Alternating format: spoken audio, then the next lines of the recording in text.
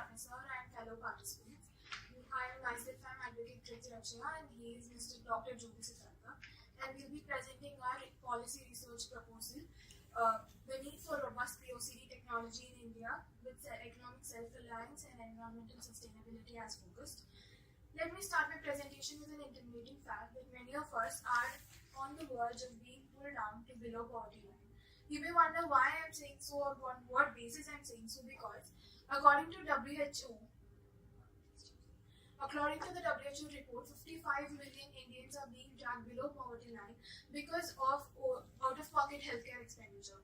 This, unfortunately, out-of-pocket healthcare expenditure is reversing many of Government of India's initiatives to alleviate poverty. And a significant amount of 10% of out-of-pocket healthcare expenditures are due to laboratory diagnostics and medical diagnostics and associated transportation. India faces a significant healthcare diagnostic challenges because majority of the India's population are along with the rural and suburban regions. But 80% of our healthcare diagnostics facilities and the infrastructure are mainly concentrated in the urban areas. So this POCD, point of care diagnostics, serves as a transformative tool in bridging the gap between healthcare accessibility's lacuna. And when it comes to the economic Economic Times report from Ministry of Health and Family Welfare states that 80% of India's requirement for the medical diagnostic infrastructure and the equipments required, we are importing it from outside, and this incurs around 61,000 crore rupees or $7.3 billion of amount, and this creates a significant pressure on India's balance of payment. And with environmental sustainability as a concern, medical diagnostic facilities and the associated transportation, the maintenance of the large number of diagnostic centers, and the transportation facilities required from the periphery hospitals to the centralized diagnostic lab, this creates tons of biomedical waste. India alone generates 760 tons of biomedical waste per day, and almost 20 to 30% of this biomedical waste is from medical diagnostic facilities and lab centers. Our research methodology includes explorative quantitative research with secondary data sources from government reports, peer-reviewed journals, articles, newspapers, and several other policy documents. We have included policy analysis tools such as stakeholder analysis, problem tree analysis, and cost-benefit analysis to analyze POCD adoption implication with our existing policy initiatives like Atmanirbhar Bharat, PLI scheme, and Make in India project, with insights from the EU regulatory framework and US FTA.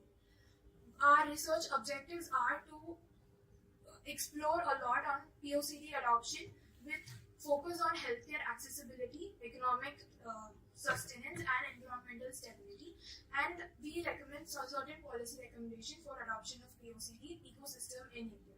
From now on, Dr. Siddharth will take over. Thank you. I'm Dr. Siddharth. Sincere greetings to the respected chairpersons, professor, and fellow participants. Let me begin with a few lines about the point of care diagnostics. These are the medical investigations that are carried near the point of care delivery, which helps in prompt clinical decision making and a quick initiation of the treatment and avoiding the delays. These includes rapid diagnostic tests and portable analysis. Being a medical practitioner by myself, in our clinical establishment, use a lot of point of care diagnostics ranging from HbA1c for diabetic mellitus, TSH for thyroid disorders, hemoglobin for anemia estimations, and the results of these POCD devices are quite at par with the results from the centralized laboratories, being too affordable when compared to the centralized laboratory reports, as well as quick in their reports. Next, coming to the concerns, I come across certain concerns. Some as a public policy professional and some as a medical practitioner. As a medical practitioner, my concerns are many of the devices and the associated consumables are being imported from China, questioning their reliability in the supply chain. Second one is very few parameters are available as of now. Third one is with respect to the NABL certification and accreditation issues. As a public policy professional, I come across certain concerns spanning from the lack of a dedicated policy, a lack of comprehensive data regarding.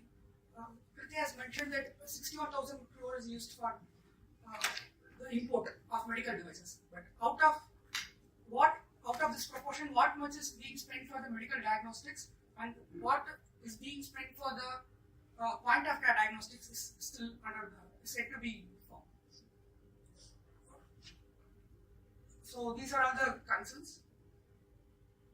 So I'll be using certain public policy tools.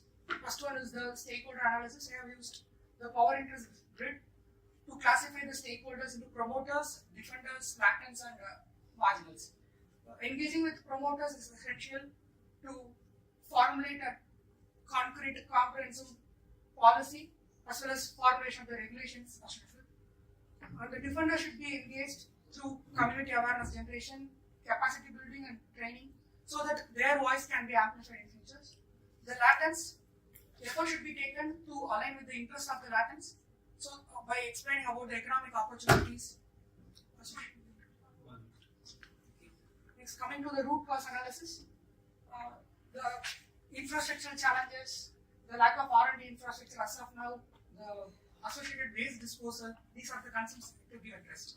To come with the qualitative cost-benefit analysis, the benefits are summary categories into the economic, environmental, and healthcare.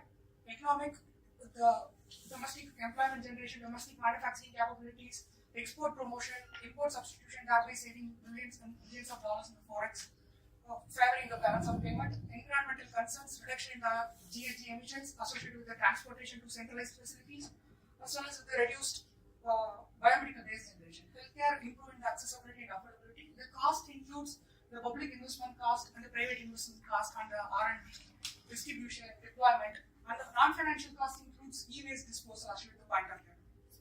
Coming to the policy recommendations, the concluding remarks, there is a need for a dedicated, robust point of care policy similar to that of the e-vehicle policy because of its significance, both in the economic, environmental, and healthcare aspects. Domestic manufacturing should how it can be aligned with the PLI initiatives, taking the success stories of PLI in electronic sectors, mobile manufacturing. There should be a provisions for the financial incentives, subsidies, loan, tax subsidies for the startups, and there should be a transparent regulatory framework has to be devised, gaining some insights from the US FDA as well as the European Union's medical regulations. Thank you.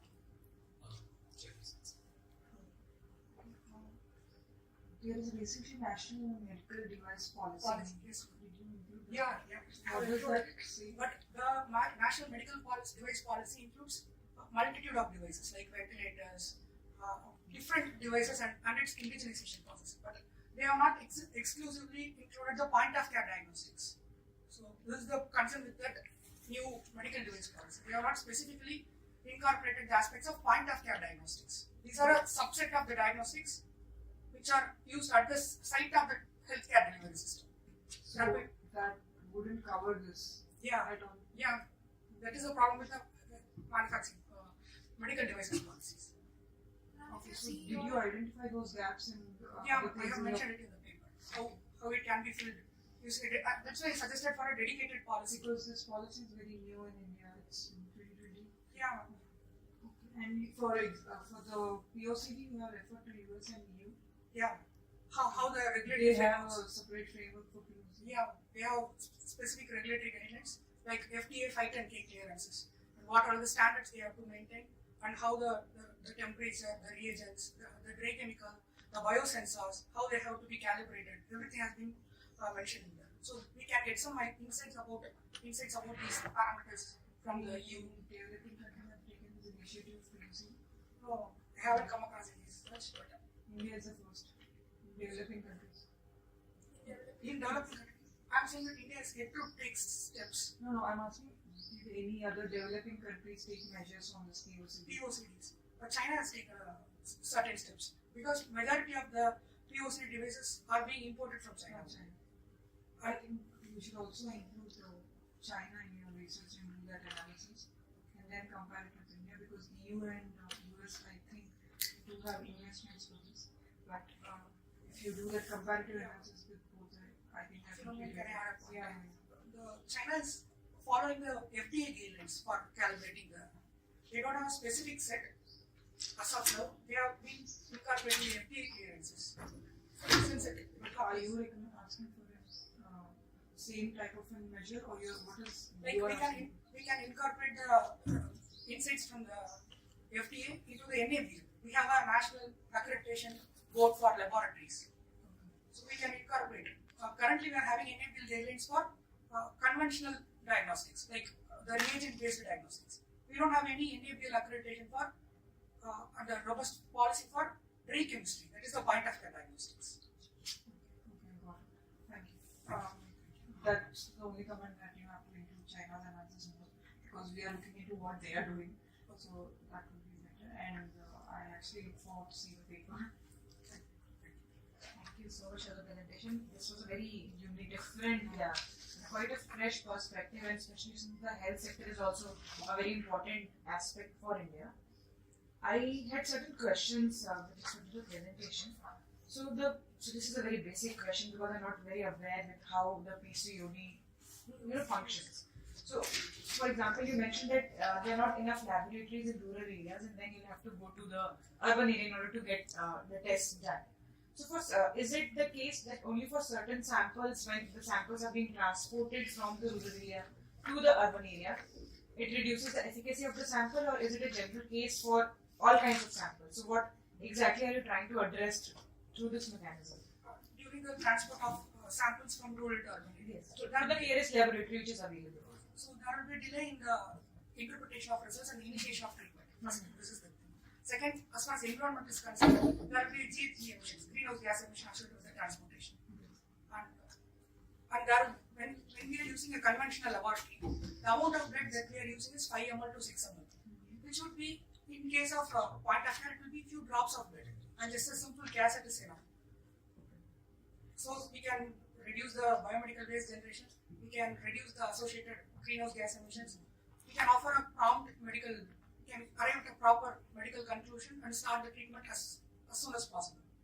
And you also mentioned that the NABL does not have any standard as such in place for assessing POCD. POCD. So, and we're talking about US and EU. Did you also look at the international standard that they are following, and whether India is a member to that particular international organization and such, so that it's easier for India to adopt those standards? Because there might be a difference in standard, right? What US and EU are doing, it might, if India is not a member to that particular body, which the standards which they have emulated, it might be difficult for India to apply the same standard at its domestic level. The US FDA, the Food and Drug Administration standards, are being approved by the WHO member countries. So India being a part of the WHO is obliged to accept the regulations and the regulatory frameworks of the FDA. And are there any existing bilateral mechanisms in place which have addressed these sort of issues? Because India also has certain agreements with other countries, not only US, on certain aspects of the health sector, not specifically POCD. So this kind of issue, is it addressed in any of the existing bilateral arrangements? Have you looked at those arrangements? I haven't looked on that. It might be useful to go through it, because if you're talking about learning from the US and EU, so certain arrangements which might already be in place, you can draw certain lessons from there as well. Sure. Does WHO give any guidelines or standards regarding this? I mean, not country per se, but can there be an international standard on this? They are still obliged with the FDA standards as well as So the the European US is- EU's regulations. No, Not- EU has their own, US has separately. There are both. There are a lot of overlapping features between the EU regulations as well as FDA, as far as this POCD is concerned. But It's the point of has care. approved the standards of both US and EU. Yeah. One last point is regarding, so you brought out two important elements in the paper. One is regarding the economic sustainability aspect, and the other is regarding environmental sustainability, when you talked about biomedical waste and how the GHG emissions from transportation are taking place. So when you're talking about these two aspects, how do you substantiate on the environmental sustainability part? Have you looked deeper into how the biomedical waste is a major problem for this industry? Yes. So have you covered that in the Yeah. paper as well? The CPC report states that nearly 760 tons of biomedical waste is being generated each day, and about 20 to 30% of this biomedical waste comes from the laboratory diagnostics associated diagnostics. So we have gone through the statistics. And one last question. So, when you look at the definition of diagnostics under India's medical device policy, whether the PCOD diagnostics are a subset of that definition or are they an entirely different category? No, they can be brought in a subset. Okay. Subset of the whole diagnostics. So, there's a clear definition in place, right? Yes. Okay. Can I get their paper of serving this? Thank you.